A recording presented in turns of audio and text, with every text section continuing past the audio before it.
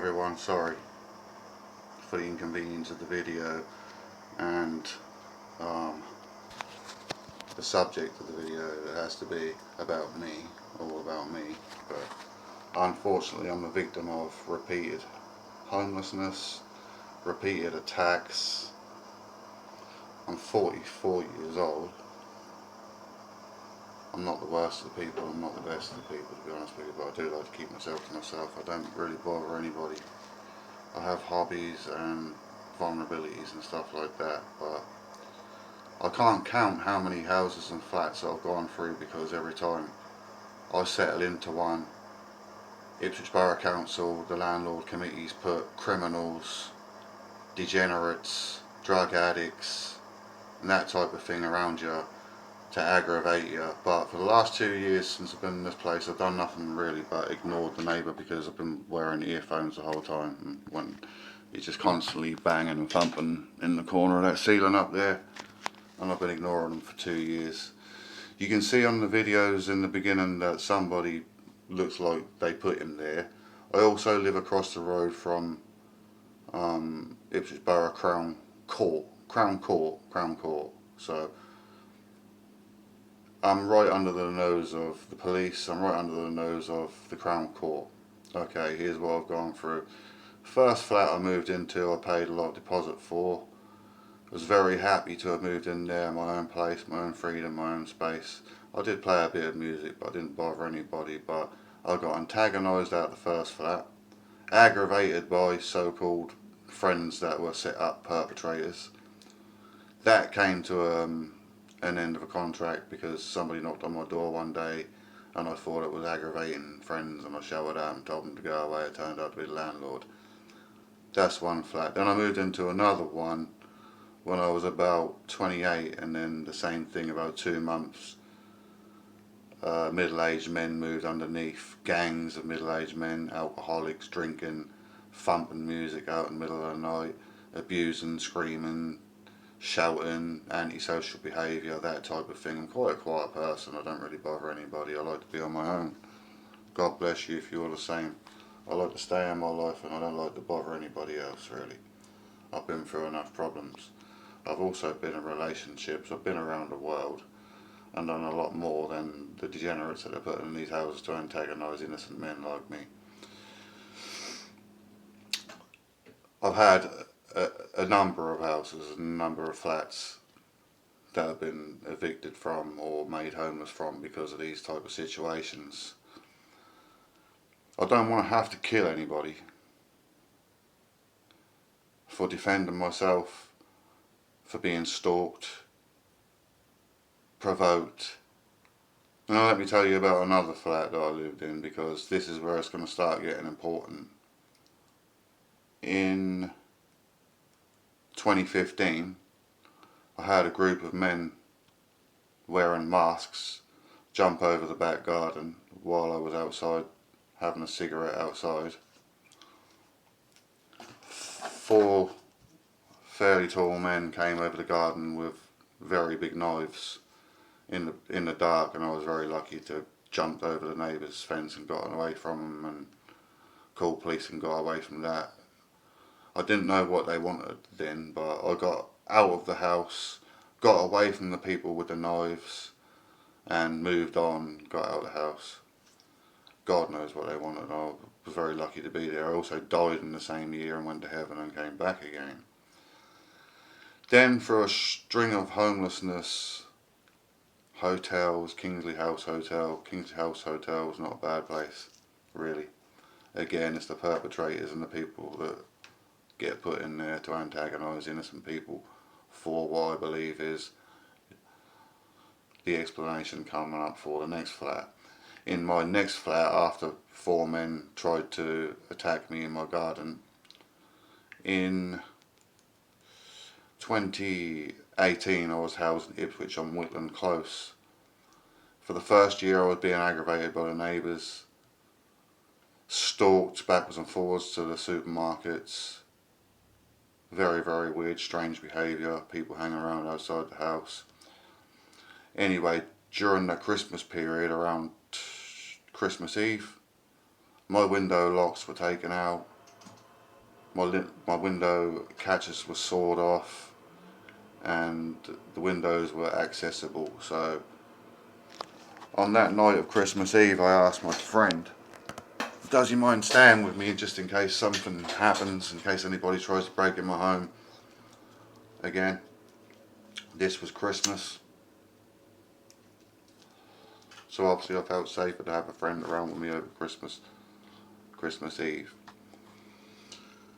Christmas Eve, my friend fell asleep on the sofa while I spotted people walking around the back of the house at about 5 a.m. So I woke up my friend and I asked him, does he mind looking out the back while I keep an eye out the front, just in case anybody decides to come in. My friend woke up abruptly, pretending to panic like he wasn't my friend anymore, and told me he was about to let people in the flat. He turned on me and sounded like he was in on whatever was about to happen to me again on Christmas Day 2019. But what actually happened was, he said he was going to let people in my flat, so the first thing I did was set my fire alarms off, then escaped the flat, leaving my friend in the flat on the phone to some posh lady. The posh lady wanted to speak to me, but I got out of the house. Then I was captured by an ambulance. And before all of this, I was being told that I was being stalked for body parts, organs, and possibly even my external organ that I use for urinating. So during this run around Christmas morning 2019, trying to get out of the neighbourhood from these supposed people that were going to come in my flat and take me again with my friend, I was intervened and captured by ambulance, police, and then taken to the back doors of Ipswich Hospital. Taken to the back doors of Ipswich Hospital after being thrown on the ground, strapped up on my legs, strapped up on my arms, and then forced out of the ambulance into a small compound at the back, whilst clinging on with my fingernails. Why are they dragging me in here? Why are you doing this? Why? Started crying, panicking, and once they dragged me into the ward and I sat in the corner of the floor huffing and puffing out of breath, they decided to sit there and ask me questions about my urinating, how my urinating works. Does anybody know I'm here in the hospital ward? So I said yes.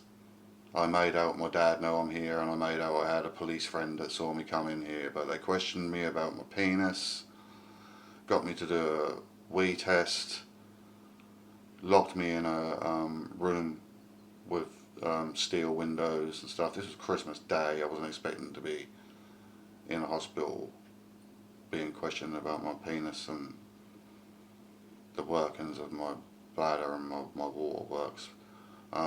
After about an hour, I got out of the hospital by blagging my way out by saying that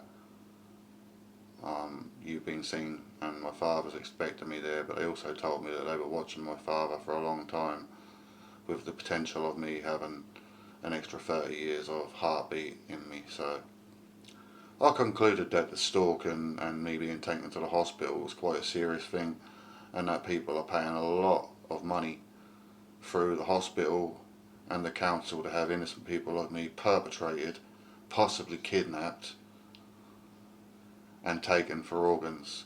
Now, after that incident again, I didn't go back home to my flat because I just felt like it was just way too much of a sabotagement. The window locks had been taken. My friend was talking about people taking me away and then ending up actually in the hospital being questioned about my private parts. So I didn't go back in 2018. I became homeless and back in the Kingsley House Hotel, where the staff are quite respectable, and I never caused them a problem. They never really caused me a problem. I was under camera the whole time. But I moved on. Sorry, no, I had to get out of the hotel because they put the room prices up and I couldn't afford to stay there anymore. So Ipswich Borough Council rehoused me here after 2 years.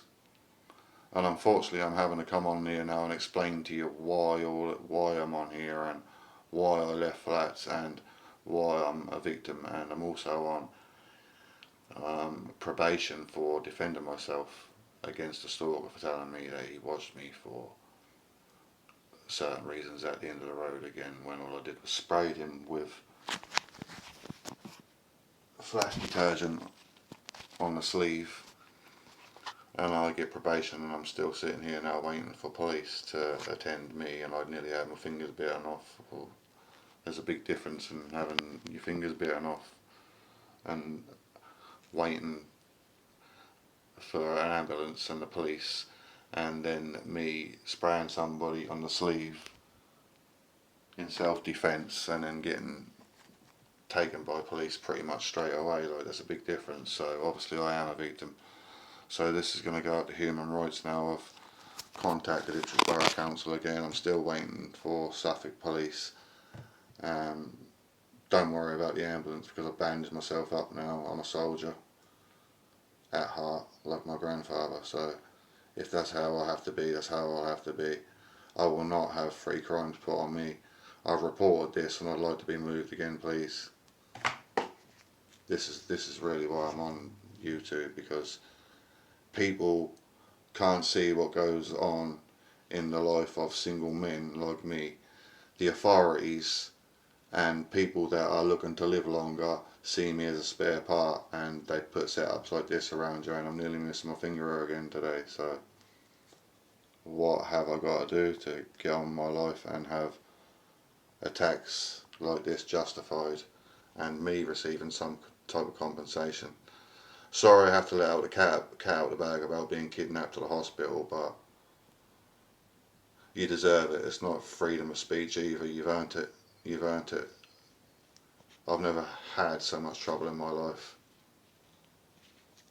nor do I want it.